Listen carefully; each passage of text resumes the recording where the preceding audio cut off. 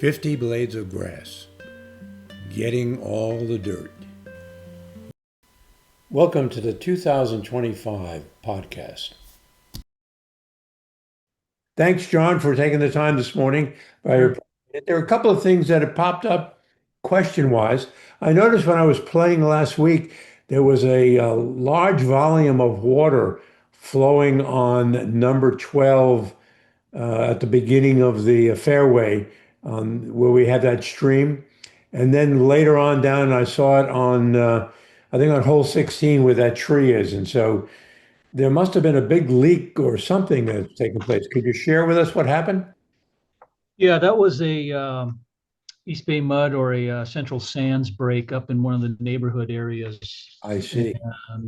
Actually, that drainage goes where it has to go, and that are the club's stream on or the little outlet on 12 that runs under the street and over to 16.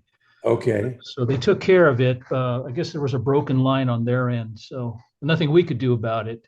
Well, that was good news. In fact, I'd run into Fernando and he was running around frantically trying to find out where a leak was. So glad to hear it wasn't our water system. So that's really good. Now, don't forget to subscribe and click on the bell to get notified when new podcasts come out. As we are playing over the summertime, I guess late spring and summer, I notice a lot of hand watering, and I guess I can understand why it's happening.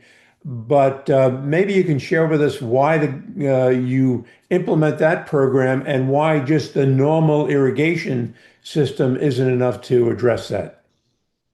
Sure. Well, there's a couple things going on. First, obviously, the weather change. So we have to spot those hot spots in the fairways or greens or banks, wherever we have to. Uh, Nothing is uniform out here in terms of we have a good soil profile, but we have a subsurface that doesn't wet the same way. Plus, with all our different grasses, each demands a different amount of water. And Typically, if we're not hand watering due to the summer, we're overwatering. That's Okay. typically the response I have because we are always watering on the edge, and we always have to keep in mind the playing surface, how firm it is out there. We don't want the fairways too wet and such. And I don't know if you recall in the past, carts would go by, water would rooster tail up in the morning, and it's just too wet. So we have to find a happy medium to satisfy all the different turf types and the demands they want, particularly with water requirements. Okay. So, and when we do hand spot water, um, we'll have 5 or 6 guys out there just hitting those spots. Unfortunately, we can't get around that. Yes. Okay. So that's just part of it. Also, when we chatted a little, you talked about having a new automated system with irrigation. Can you just share a little bit about that? We did upgrade our central software. That again, as technology improves, Rainbirds come out with the latest of their uh, programming. That just allows us to keep a better eye, make better field adjustments, that type of thing. We actually are using iPads out in the field right now that gives us the central right in our hands. So we Okay. can make adjustments on the fly as myself and Adam go through the golf course. The old system, we'd have to go back to the office, make changes, and everything's downloaded from there. But we can actually do a lot of this adjustment out in the field. Okay. Okay. Very good. And I guess the last question, we've chatted about this before, and I know you and I privately have talked about it, but there are challenges when we have multiple Monday tournaments. And maybe you can kind of share with us some of the issues that the maintenance crew deals with when we're taking away good, valuable time to do that kind of maintenance. Well, we do our agronomic scheduling around the calendar that's set, the previous year. So we want to do all our agronomy work, obviously on those free Mondays. Okay. But what it does do, though, I mean, there's a lot of other things we have to do. We have to make sure that anything we do doesn't impact the following day's play.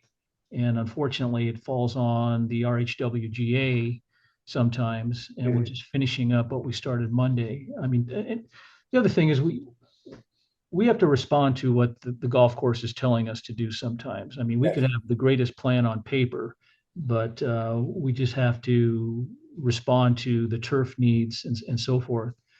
So there's a lot of issues there. We do lose valuable time. I mean, that there's no question about it. I just don't want to put all that work on the back of member play all the time. Hmm. And Hmm. that does happen. Uh, Okay. so, and then sometimes the timing isn't great when the Monday event is to what we want to get done. Right. So we actually push that off and things get pushed off further and further out. So we could maintain our grooming schedule to a point during an outside event. But at the same time, there's some critical practices that we have to do that really take all day. Hmm. So it really is a balance. I know, I don't know if you had a chance to meet with Kurt and the team about tournament schedules and what we plan, but there's a balance between having income coming into the club as opposed to really addressing some of the key maintenance issues. Yeah, and yeah, first of all, I was at that meeting, that calendar meeting the other day, Okay. and now I can appreciate the fact as far as the revenue that comes in, um, but at the same time, you know, we do lose some production.